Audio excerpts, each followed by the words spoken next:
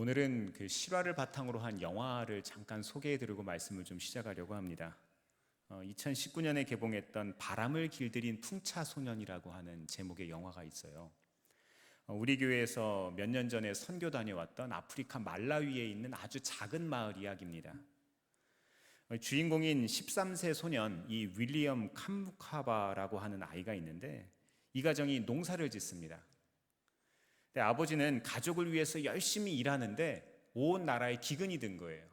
그러니까 나라에 기근이 드니까 아무리 애를 써봐야 소용이 없는 겁니다. 그리고 또 가뭄이 드니까 이 농산물 가격들이 인플레이션이 되니까 종자씨를 살 돈도 부족할 정도로 굉장히 어려운 상황을 지내고 있습니다. 이 주인공은 배움에 아주 열정이 있는 꼬마인데 이 가정 형편이 어려워서 학비를 내지 못해 결국 학교에서 퇴학을 당하게 됩니다. 근데 이 아이가 참 꾀가 있는 아이라서 퇴학을 당했는데도 선생님한테 말씀을 잘 드려서 도서관에서 몰래 책을 보면서 공부를 해요. 그러던 중에 이 아이가 어느 날 에너지에 관련된 책을 하나 발견을 하게 되고 거기에 흥미를 붙입니다. 근데 거기 보다 보니까 뭐가 있는가 하면은 풍력 발전으로 전기를 만들어낼 수 있다는 걸 알게 됐어요. 그리고 자기 학교의 선생님 중에 자기 누나하고 좋게 지내던 그 선생님이 한 명이 있는데 그 선생님이 타고 다니는 자전거에 후레쉬가 있는 거예요. 근데 자전거를 바퀴를 굴려서 달리니까 그 후레쉬에 불이 들어오는 거를 이 꼬마가 봅니다. 그러면서 에너지 전기를 이렇게 만들 수 있구나라는 것을 알게 된 거예요. 그래서 이 윌리엄이요, 폐차장에서 친구들하고 부품을 모아가지고 작은 발전기 하나를 만들어냅니다. 풍력 발전기를 만들어냈어요. 선풍기처럼 생겼는데 정말로 말도 안 되는 부품으로 만들어낸 거예요. 그런데 성공합니다. 그래서 이 꼬마가 흥분해서 이제 대형 풍차를 만들어서 지하수를 끌어올릴 생각을 합니다. 대단하죠? 이런 큰 프로젝트를 할 생각에 꿈이 부풀어서 사람들한테 가서 이야기하는 거예요. 마을 사람들한테 이야기하고 아빠한테 가서 이야기를 합니다. 이미 제작한 작은 발전기를 가지고 설득했는데 아무도 믿어주질 않는 거예요. 아무도 공감하지 않습니다. 터무니없는 생각이라고 이야기하는 거예요. 말도 안 된다고 이야기하는 거예요. 우리는 할 수 없다고 말합니다. 특히 아버지는요, 집안 재산 1호인 자기 가정에 딱 하나밖에 없는 자전거를 재료로 만들어야 된다는 사실에 아버지는 화만 냅니다. 자전거 프레임을 다 분해서 잘라야 됐거든요. 그러나 윌리엄은 포기하지 않고 친구들과 마을에 버려진 폐품들을 모아서 직접 풍차를 만드는데요. 쉽지 않았지만 풍차는 점점 형태를 갖춰갖고 완성이 됐습니다. 결국 물을 끌어올리는데 성공했을까요? 실패했을까요? 성공했으니까 영화가 나왔죠. 영화는 마지막 장면에서 이 윌리엄이 만든 풍차가 힘차게 돌아가는 장면으로 마무리가 됩니다. 작지만 분명한 믿음이 얼마나 큰 변화를 일으킬 수 있는지를 보여주는 거예요. 이 영화 정말 재밌습니다. 한번 시간이 있으시면은 그 넷플릭스에 나오거든요. 한번 꼭 보셨으면 좋겠어요. 더 자세한 스토리는 스포를 위해서 하지 않겠습니다. 네, 말씀은 교회에서, 영화는 집에서. 네. 오늘은 영화 같은 이 주제의 말씀을 좀 전하고 싶습니다. 오늘 본문 말씀을 보면은요, 예수님을 보기 위해서 무덤 찾은 여인들의 이야기가 나옵니다. 놀라운 일들이 일어나고 있는데요, 한 천사가 하늘에서 내려와 사망 권세를 이기시고 부활하신 예수님, 그 예수님의 소식을 전해준 거예요. 낙심하고 슬퍼하던 여인들은 증인이 되어서 오히려 제자들에게 부활 소식을 전하고 있습니다. 소개해드린 영화처럼 분명한 믿음이 있었기 때문에 예수님의 뭐가 될 수 있었어요? 증인이 될 수 있었습니다. 믿음이 있어야 증인이 될 수 있어요. 우리도 살다 보면은요, 예상치 못한 어려움들을 만납니다. 내가 조절할 수 있는 어려움이 있는가 하면 내가 감당하지 못할 만한 어려움들이 있어요. 내 선을 벗어난 일들이 있잖아요. 그죠? 지난주에 어떤 일이 있었습니까? 윤석열 대통령이 이제 탄핵이 됐죠. 저는 옳다 그르다를 말씀드리는 것이 아니라 이제는 무엇을 해야 합니까? 다음 세대들을 준비해야 할 때입니다. 우리는 정말로 중요한 시기에 살아가고 있어요. 우리가 어떻게 할 수 없는 일들이 있습니다. 그러나 역사의 주관자가 하나님이라는 믿음을 우리는 가져야 합니다. 그 믿음이 있기 때문에 이 나라가 세워질 수 있었고 이 나라가 부흥할 수 있었습니다. 낙심하고 슬퍼하던 여인들은요, 증인이 되어서 오히려 제자들에게 부활 소식을 전합니다. 이 제자들이 예수님의 수제자들 아닙니까? 예수님의 직계제자들 아니에요. 근데 이 사람들에게 이 여인들이 전하고 있다니까요. 오히려 작은 사람들, 주변부에 있던 사람들, 힘을 가지고 있지 않은 이 사람들이 작지만 분명한 믿음 하나를 가지고 있을 때 세상을 변화시켰다는 거예요. 네, 그렇습니다. 예수님은요, 우리를 회복시켜 주시고 우리를 새롭게 하시는 분입니다. 한순간에 삶의 의미와 소망을 잃어버린 모든 막막함 속에서 어찌할 줄 모르는 이 여인들에게 그 예수님이 찾아오신 거예요. 상처받은 마음을 감싸주시면서 하늘의 평안을 주시는 주님, 얼마나 좋습니까? 이 시간 이 기쁨의 소식이 우리 가운데도 가득하기를 바랍니다. 아울러서 이렇게 경험한 부활의 기쁨을 세상 속에 전하는 신앙을 우리는 갖기를 바랍니다. 그렇다면 예수님의 부활을 전하는, 이 십자가를 통해서 부활을 경험한 이 놀라운 소식, 이 믿음의 증인으로 살아가려면 우리 어떻게 해야 될까요? 오늘 말씀을 통해서 깨닫게 되는 예수님의 가르침은 뭘까요? 첫 번째로요, 믿음의 증인으로 살아가려면 예수님을 사랑해야 합니다. 정말 간단한 얘기죠. 근데 이 간단한 얘기가 참 어렵습니다. 예수님이 십자가에 달려서 돌아가신 이때, 예수님의 죽음이 확실한 이때, 정말 명백하잖아요. 예수님이 죽으신 거예요. 예수님이 로마의 세력들을 몰아내고 이스라엘의 메시아가 될 줄 아셨는데 그 예수님이 돌아가신 이 상황을 추정할 수 있는 구절이 있습니다. 요한복음 19장 38절 같이 한번 읽어보겠습니다. 시작. 그 뒤에 아리마대 사람 요셉이 예수의 시신을 거두게 하여 달라고 빌라도에게 청하였다. 그는 예수의 제자인데 유대 사람이 무서워서 그것을 숨기고 있었다. 빌라도가 허락하니 그는 가서 예수의 시신을 내렸다. 아멘. 방금 읽은 이 요한복음 19장과 이 마태복음 28장, 29장의 이야기는요, 비슷한 시점의 이야기입니다. 다른 시각에서 이야기를 하는 거죠. 이 남자이고 부자이고 공의의 의원이었던 이 아리마대 요셉, 이 요셉의 이야기가 등장합니다. 근데 이 사람도 유대 사람들, 권력자들을 어떻게 하고 있는 상황이에요? 무서워하고 있습니다. 이 사람도 무서워해요. 무서움 앞에서, 세상이 주는 무서움 앞에서는요, 남자고 여자고 없다는 거예요. 권력자고 아닌 사람 소용없다는 거예요. 가진 사람 덜 가진 사람 소용없다는 거예요. 모두가 똑같습니다. 아닌 척할 뿐. 로마 총독인 빌라도도요, 예수님의 일에는 손을 뗐어요. 나랑은 상관없다. 너희들에게 알아서 해라. 이렇게 이야기합니다. 이런 상황이라면 그리스도인이라는 사실을 숨겨야 돼요? 알려야 돼요?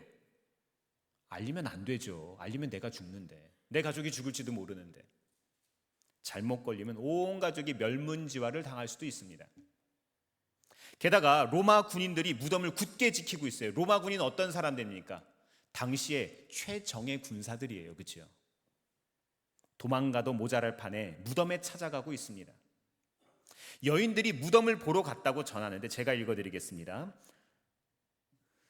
안식일이 지나고 일의 첫날 동틀 무렵에 막달라 마리아와 다른 마리아가 무덤을 보러 갔다. 이런 상황에 이 두 여인이 예수님을 보러 간 거예요. 어떤 마음으로 예수님을 찾아갔을까요? 어떤 마음일까요? 여전히 예수님을 사랑하는 마음인 거예요.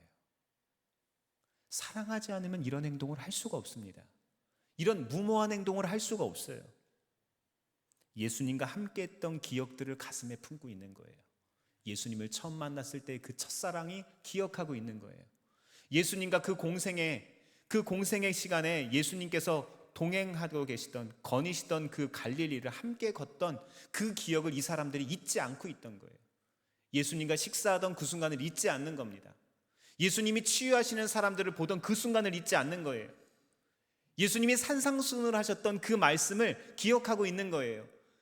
그 기적의 순간에, 그 말씀의 순간에, 그 위대한 순간에 이 사람들이 함께 했던 거예요. 그러니까 사랑할 수 있습니다. 예수님이 하신 말씀들을 이 사람들은요, 여전히 믿고 있습니다. 대체 어떤 말씀 기억하고 있을까요? 예수님은 마태복음에서만 3번이나 3일 만에 다시 살아날 거라고 이야기하셨거든요. 과거만 이 사람들이 기억하는 게 아니에요. 예수님께서 과거에 하셨던 말씀 중에 앞으로 3일 뒤에 어떤 일이 생길 것이라는 것을 예고하셨거든요. 그 말씀을 믿은 거예요. 사랑하면 믿을 수 있습니다. 사랑해야만 믿을 수 있는 거예요. 마태복음 16장 21절, 또 17장 23절, 20장 19절에서 다시 살아날 거라고 이야기하셨어요. 제자들은 믿지 않았는데 이 여인들은 이 3번 말씀하신 것을 기억한 거예요. 근거 있는 믿음을 가졌습니다. 네, 그렇습니다. 제자라면은요, 예수님이 행하신 기적만큼이나 예수님이 하신 말씀을 기억해야죠. 5병이여 7병이여 같은 기적이 벌어지고 중풍병자나 장님들이 이 눈을 뜨는 이 놀라운 기적의 현장, 이것만 기억하고 그냥 좋아하고 열광하고 야, 정말 좋다, 대단하다, 여기서 끝나면 안 된다는 거예요. 그런 현장 바라볼 땐 너무 좋죠. 그죠? 이 여인들도 기적의 현장에 함께 했지만 우리는 예수님이 왜 이 땅에 오셨는지를 기억해야 합니다. 왜 고치셨는지, 왜 가르치셨는지, 왜 먹이셨는지, 이걸 우리는 기억할 줄 알아야 돼요. 왜 그걸 했는지.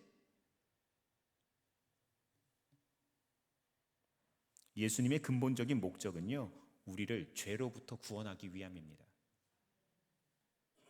때로는 우리의 삶의 풍요로움이나 기적 같은 반전의 스토리가 신앙생활에 별 도움이 되지 않을 때가 있어요. 오히려 내게 있는 넉넉함이 예수님의 말씀을 기억하기 어렵게 만들 수 있습니다. 너무 풍족하면 즐기느냐고 정신이 빠져 있는 거예요. 너무 풍족하면 주님이 거기 안 계신다니까요. 성남에 가면 안나의 집이라고 있습니다. 네, 신부님, 김하종 신부님이라는 분이 계시는데 이탈리아 사람인데 한국에 오셔서 사역을 하시는 분이시죠. 그분이 초창기에 오셔서 노숙자들을 위한 쉼터 사역, 먹이는 사역을 계속해서 하시는데 식자재가 없으니까 너무 어려웠대요. 그래서 근처에 있는 식당들에 다니면서 무 좀 주세요, 고기 좀 주세요, 양파 좀 주세요 하면서 정말로 거지처럼 그렇게 구걸하면서 다니셨다고 합니다. 근데 너무 채워지지 않고 정말로 사람들에게 먹일 게 없으니까 이분이 EBS의 다큐멘터리가 나오는데 유튜브를 한번 보셨으면 좋겠습니다. 거기에 이런 이야기를 하시더라고요. 예수님께 기도했대요. 당신 자녀들 채우는데, 당신 자녀들 먹이는데 왜 먹을 것을 안 줘? 나 이러면 이탈리아 돌아갈 거야. 이렇게 이야기했대요. 그러면서 이렇게 이야기를 합니다. 공영방송인데 예수님은 이렇게 해야 저에게 주십니다. 이렇게 이야기하시더래요. 분명한 믿음이 있는 거죠, 이분은.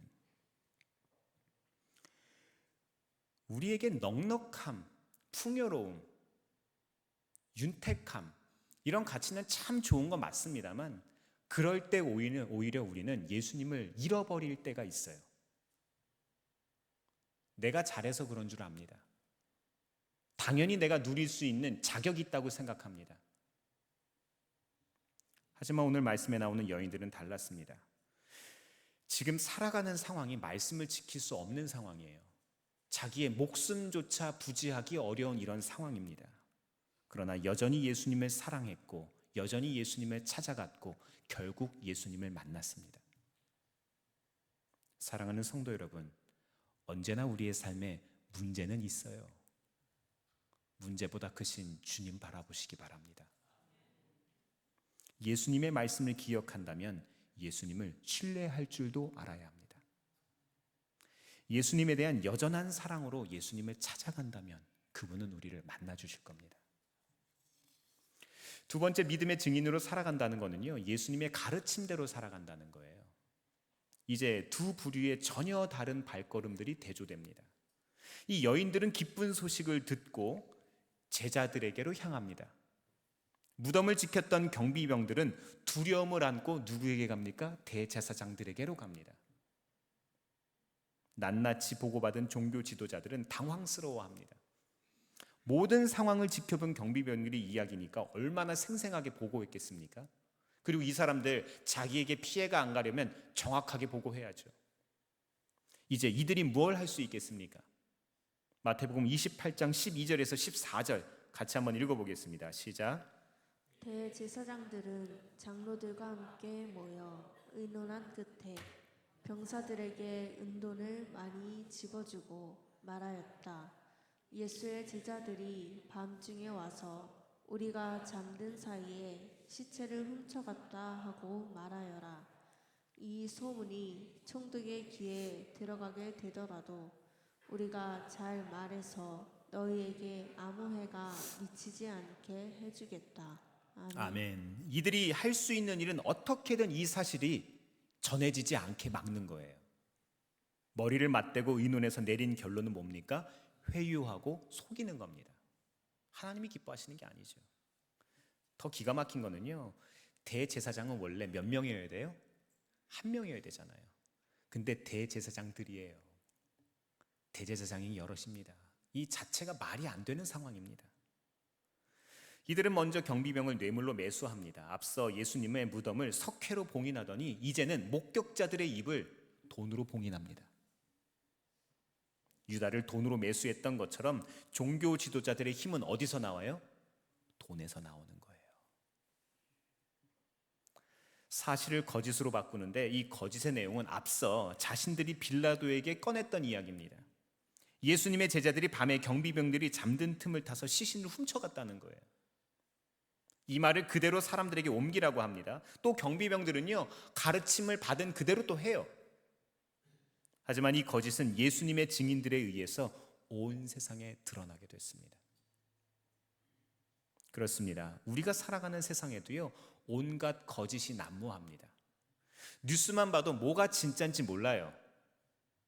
도대체 누가 옳고 무엇이 기준인지를 모르겠습니다. 힘 있는 사람이 말하면 그게 진짜인 것 같아요.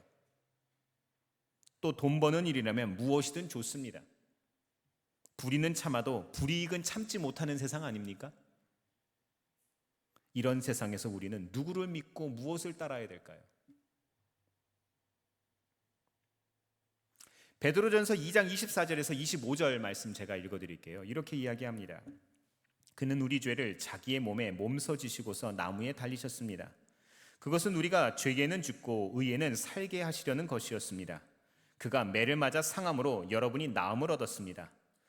전에는 여러분은 길 잃은 양과 같았으나 이제는 여러분의 영혼의 목자이며 감독이신 그에게로 돌아왔습니다. 아멘. 사랑하는 성도 여러분, 예수님이 우리의 삶의 목자가 되십니다. 우리의 삶의 감독이 되십니다. 우리의 삶이 매를 맞은 것 같고 상해 있는 것 같은 때, 지금 같은 때 예수님이 나음을 얻게 하셨습니다. 인생의 길과 방향을 혹시 잃어버리셨습니까? 예수님이 인도자가 되세요. 예수님의 증인으로 이제 살아가실 수 있겠습니까? 이 시간 세상의 가르침보다 예수님의 가르침으로 우리의 삶의 기준을 삼으시기를 바랍니다. 세 번째로 믿음의 증인으로 살아간다는 것은요, 부활의 소식을 전할 줄 아는 겁니다. 오늘 본문 2절 말씀에 보면 놀라운 일이 벌어지고 있습니다. 같이 한번 읽어보겠습니다. 시작. 그런데 갑자기 큰 지진이 일어났다. 주님의 한 천사가 하늘에서 내려와 무덤에 다가와서 그 돌을 굴려내고 그 돌 위에 앉았다. 아멘. 큰 지진과 함께 천사가 내려왔어요. 무덤 돌문을 굴리고 번개 같은 모습을 한 천사가 그 위에 앉았다고 전합니다. 이 3절에서 4절 말씀 이어서 한번 읽어볼까요? 시작. 그 천사의 모습은 번개와 같았고 그의 옷은 눈과 같이 희었다.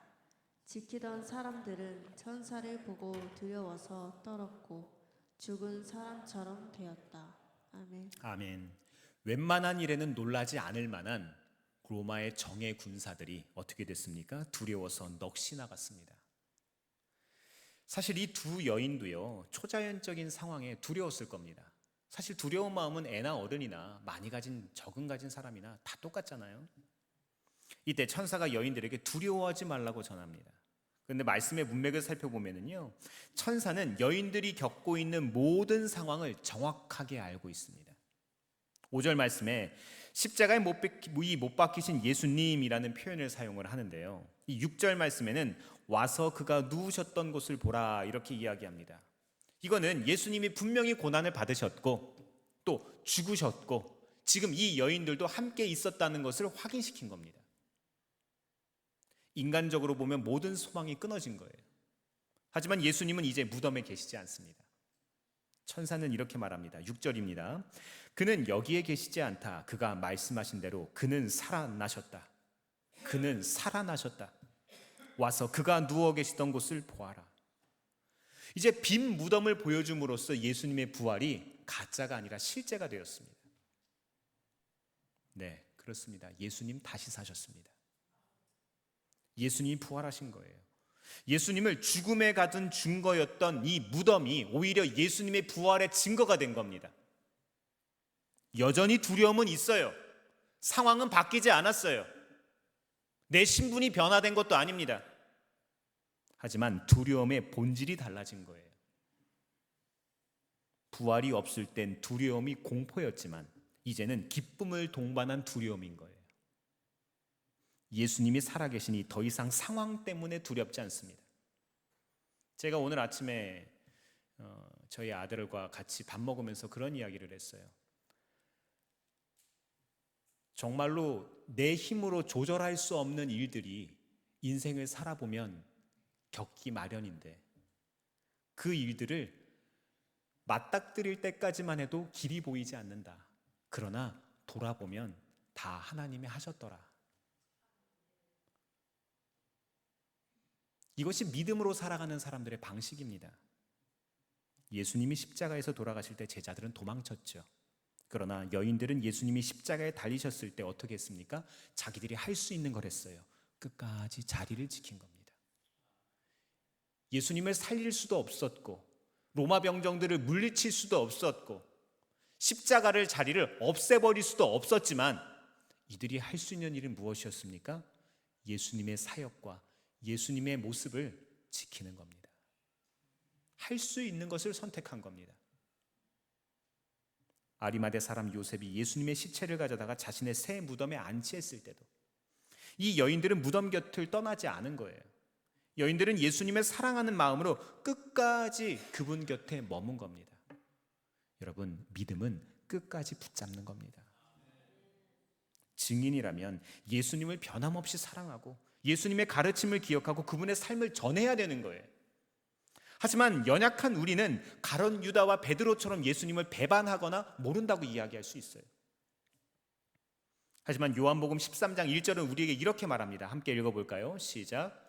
6월절 전에 예수께서는 자기가 이 세상을 떠나서 아버지께로 가야 할 때가 된 것을 아시고 세상에 있는 자기의 사람들을 사랑하시되 끝까지 사랑하셨다. 아멘. 사랑하는 성도 여러분, 예수님은 우리를 끝까지 사랑하셨습니다. 정말로 끝까지 사랑하신 거예요. 우리가 그분의 원수되었던 그때에도 우리를 사랑하신 겁니다. 우리도 이 예수님을 끝까지 사랑하며 동행할 수 있기를 바랍니다. 그리고 그분을 전할 수 있어야죠.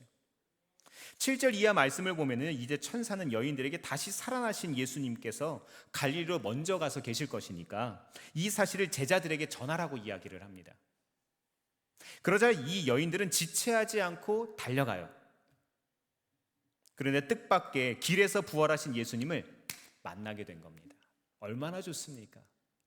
그렇게 고대하던 예수님, 우리가 두려움 가운데 믿었던 그 예수님이 진짜 살아계신다고 하니 얼마나 기쁩니까? 예수님이 이렇게 물어보십니다. 평안하냐? 평안하냐? 예수님의 질문입니다. 수많은 말들이 있겠지만 물어보는 겁니다. 네 안에 샬롬이 있냐? 네 삶이 평안하냐? 네, 상황이 바뀐 건 없지만 예수님이 주시는 평안이 있으면 괜찮습니다. 그분이 주시는 평안을 경험해야만 증인이 될 수 있다는 거예요. 예수님을 변함없이 사랑했던 여인들, 그분의 말씀을 기억했던 이 여인들에게 예수님이 찾아오셔서 참 평안을 주신 거예요. 이렇게 이 사람들은 예수님의 부활 소식을 전하는 첫 번째 증인이 된 겁니다. 예수님은 두려움에 가득 찼던 이들의 마음에 참된 평안을 허락해 주신 겁니다. 몇 해 전 이 고난주간 특별 새벽 기도회가 기억이 나요. 새벽 기도회 전에 일찍 교회에 나오신 성도님 한 분과 대화하는데, 계단을 올라오면서 이 1층에서부터 2층 본당까지 올라오는데 대화를 잠깐 나눴더니 이분이 이렇게 이야기하시는 거예요. 목사님, 저 이번 주에 감사헌금 봉투 6개를 미리 만들어서 기도 제목을 다 적었습니다.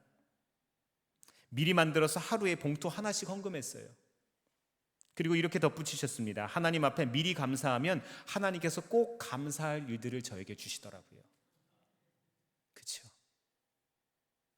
우리에게도 하루에 한 가지씩 이런 감사의 경험이 있기를 바랍니다. 오늘 주보에 나간 것처럼 이 오는 14일부터 월요일부터 19일 토요일까지 고난주간 특세가 시작됩니다. 온 가족이 함께 참여하셔서 우리도 이런 은혜의 주인공이 되셨으면 좋겠습니다. 끝으로 다 함께 이 마태복음 28장 19절에서 20절 말씀 같이 한번 좀 읽어볼까요? 시작. 그러므로 너희는 가서 모든 민족을 제자로 삼아서 아버지와 아들과 성령의 이름으로 세례를 주고 내가 너희에게 명령한 모든 것을 그들에게 가르쳐 지키게 하여라.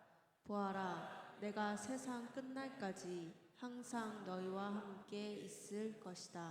아멘. 네, 그렇습니다. 우리도 여인들처럼 이 시대 부활의 증인으로 살 수 있기를 바랍니다. 이 베드로는 고넬료를 만나서 우리는 유대인의 땅과 예루살렘에서 그가 행하신 모든 일의 증인이라 이렇게 이야기를 했어요. 증인이래요. 이 여인들이 부활의 증인으로 쓰임 받은 것처럼 우리도 부활의 증인으로 살아갈 때 하나님의 나라가 세워져 가는 거예요. 사도 바울은 예수 그리스도가 살아나지 않았다면 우리가 전하는 것도 우리의 믿음도 헛된 거라고 이야기를 합니다. 오늘을 살아가는 우리들에게도 마찬가지입니다. 성도에게 부활 신앙이 없다면 그냥 사순절에 정신 수양하는 거예요. 우리 신앙생활은 아무런 의미가 없을 거예요. 요즘 우리 공사에서, 우리 교회에서는 여러 가지 공사를 하고 있습니다. 스피커 새로 바뀌었는데 어떠세요? 너무 예쁘고 소리도 좋죠. 네, 너무 감사할 일입니다. 또 위에 풋살장도 공사를 하고 있고요. 제가 비용을 대략 계산해 봤더니 3천만 원이 넘습니다. 이 작으면 작은 돈이지만 한 사람 연봉 아닙니까? 사실 우리 교회 재정에서는 상당히 큰 부분입니다. 감사하게도 이제 거의 다 왔어요. 이제 마지막이 보입니다. 그런데 말입니다. 우리가 이 공사들 왜 할까요? 왜 굳이 이런 공사를 할까요? 그냥 안 하면 되는데, 그냥 대충 살면 되는데, 그냥 적당히 맞춰서 살면 되는데. 저도 안 하면 더 편합니다. 저도 개인적으로 공사가 다 망합니다. 요즘 학교 개강해서 학교 강의도 나가야 되고 가정도 돌봐야 될 일이 있고 여러 가지 바쁜 일들이 참 많습니다. 근데 교회 일들 때문에 너무 정신이 없어서 오늘 아침에 한 성도님이 저한테 목사님 얼굴이 왜 이렇게 안 좋으세요? 이렇게 이야기하더라고요. 네, 관심 가져주셔서 너무 감사합니다. 그런데도 교회 환경을 개선하고 바꾸는 거는요, 다음 세대에 대한 투자예요. 지난 코로나 3년 동안 모든 것들이 멈춰 있다 다시 시작하고 어땠습니까? 저는 상당히 걱정했었거든요. 교육부 완전히 무너지지 않았었습니까? 지금 제 주위의 동료 목회자들이 이야기하는 다른 교회들 이야기를 듣습니다. 우리 교회처럼 애들이 없어요. 우리 교회처럼 찬양단이 없어요. 아무것도 없습니다. 겉으로 봤을 때는 정말로 큰 교회인데 안에 들여다보면 정말로 내실이 없는 교회들이 너무나도 많습니다. 무엇보다도 뜨거움을 잃어버렸어요. 근데 어제 어린이부 어와나 예배 드릴 때 간식 몇 인분 하는 줄 아십니까? 30인분 했습니다. 박수 한번 해야죠, 이런 거는.